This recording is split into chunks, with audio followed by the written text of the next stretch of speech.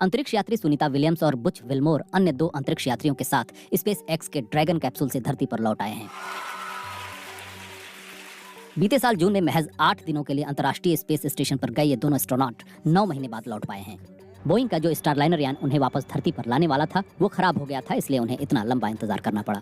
उन्हें आखिरकार Elon Musk की कंपनी स्पेस एक्स का ड्रैगन कैप्सूल फ्लोरिडा के तट पर सुरक्षित रूप से उतारा।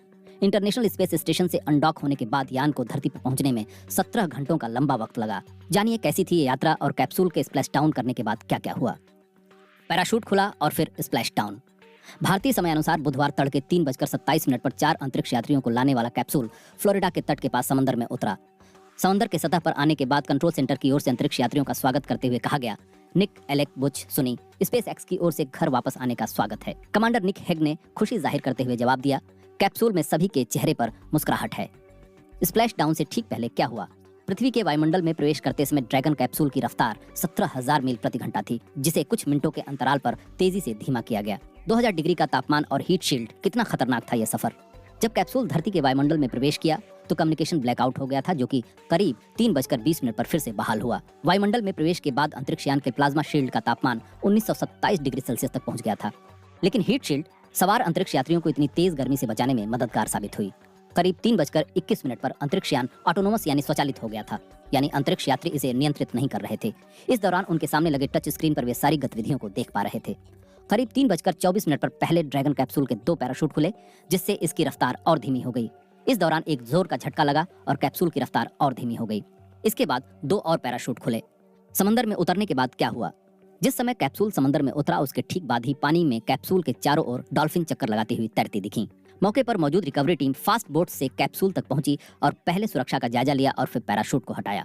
इसके बाद स्पेस एक्स का रिकवरी पोत पहुंचा, जो कि लैंडिंग साइट से 2 मील की दूरी पर रुका हुआ था। जिस समय अंतरिक्ष यान की वापसी हो रही थी, आसमान पूरी तरह साफ और नीला था।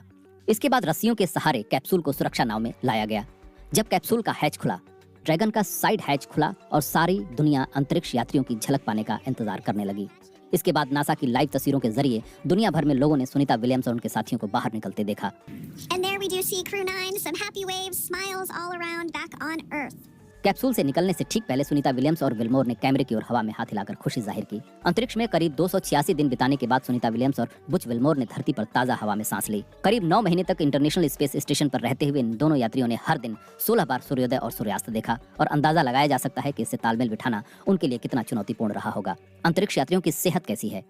नासा के कॉमर्शियल क्रू प्रोग्राम के मैनेजर स्टीव स्टिच ने बताया कि अंतरिक्ष यात्रियों की सेहत ठीक है।